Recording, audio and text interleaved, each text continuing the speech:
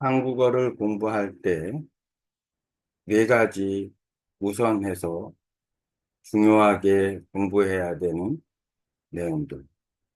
네 가지 우선해서 중요하게 공부해야 하는 내용들에 대해서 이야기해 보겠습니다. 첫 번째는 조사입니다.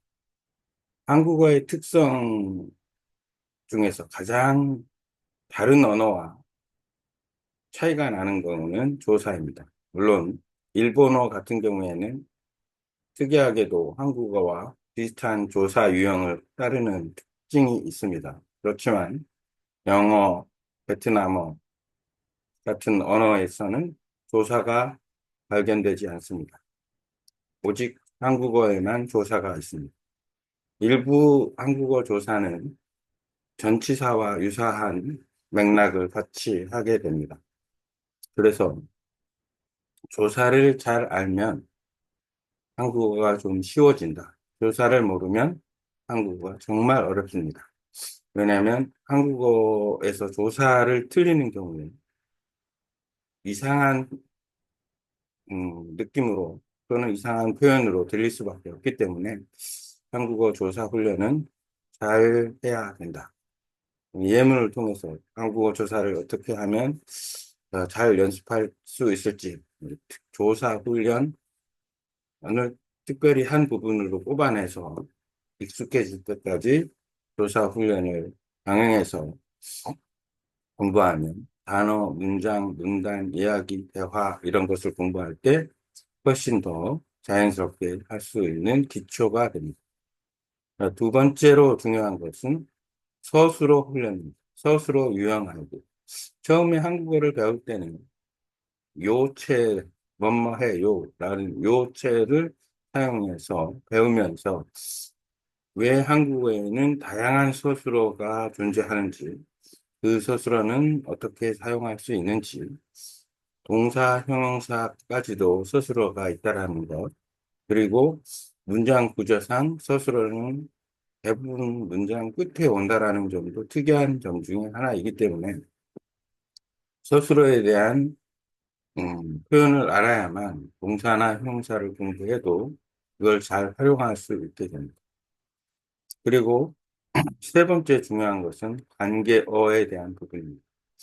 관계어라는 것은 존댓말, 명어체 또는 반말, 서로 상대방과의 관계 속에서 나타나는 호칭, 표현 관계 이런 것들인데 이것은 대부분의 언어들이 다 가지고 있는 특성 중에 하나이기 때문에 언어를 서로 비교해 가면서 이 관계어에 대해서 배우고 이해하게 되면 좋습니다. 그리고 마지막으로 네 번째, 발음입니다.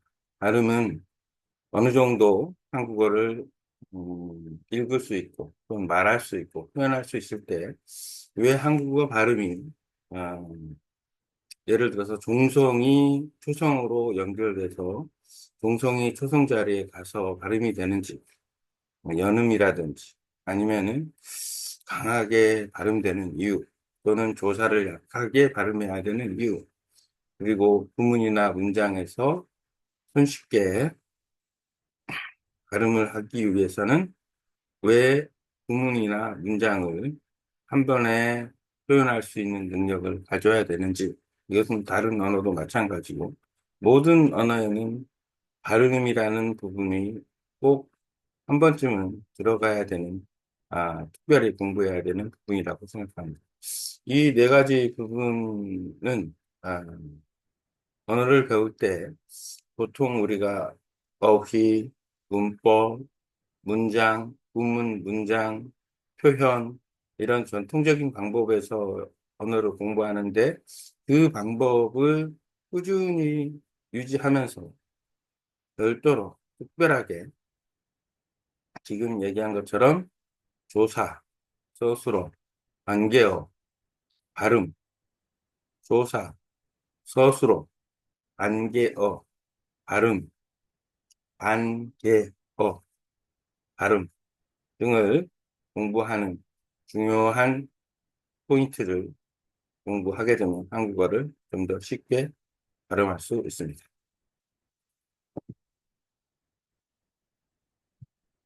네 가지를 AI가 잘 정리해 주는지 잠깐 동안 얘기했는데 벌써 2페이지 분량을 얘기했는데 말로 이렇게 글을 작성하는 것은 이 AI 시대에 꼭 필요한 부분이 아닌가 생각이 됩니다.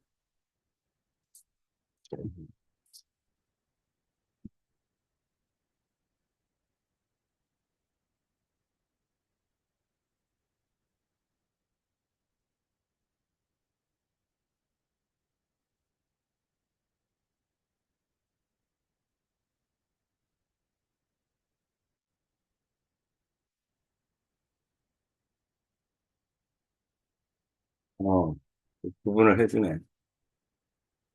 그동안에 그럼.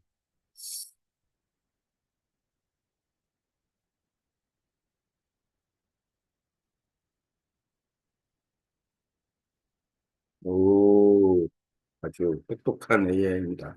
결론까지. 이건 참 생각보다 더 깔끔하게 정리를 해줘서 놀랍니다.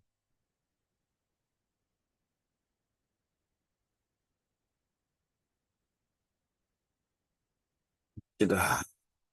그러면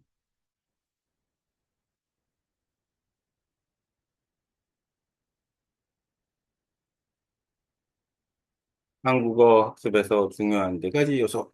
한국어를 공부할 때 우선적으로 중요하게 학습해야 할 네 가지 요소에 대해 이야기해 보겠습니다. 조사. 한국어의 가장 큰 특징 중 하나는 조사입니다. 일본어도 조사와 유사한 문법 구조를 가지고 있지만, 한국어 조사와 유사한 문법 구조를 가지고 있지만, 영어나 베트남어와 같은 언어에서는 조사가 존재하지 않습니다. 일부 한국어 조사는 전치사와 유사한 역할을 하기도 하지만, 한국어에서 조사를 정확하게 사용하지 않으면 문장이 자연스럽거나 의미가 달라질 수 있습니다. 따라서 조사 학습은 필수적이며 예문을 통해 연습하는 것이 효과적입니다. 단어, 문장, 문단, 대화 등을 자연스럽게 구사하려면 교사를 익숙해질 때까지 반복해서 연습하는 것이 중요합니다. 스스로. 한국어 학습에서 또 하나 중요한 요소는 서술어입니다. 한국어에서 문장은 보통 서술어, 동사 또는 형용사로 끝나는 특징이 있습니다. 처음 한국어를 배울 때는 해요 형태의 요체로 주로 사용하지만 점차 다양한 서술어 형태를 익혀야 합니다. 동사와 형용사의 활용법을 이해하고 문장 구조에서 스스로의 역할을 파악하면 보다 정확하고 자연스러운 문장을 구사할 수 있습니다. 안개어.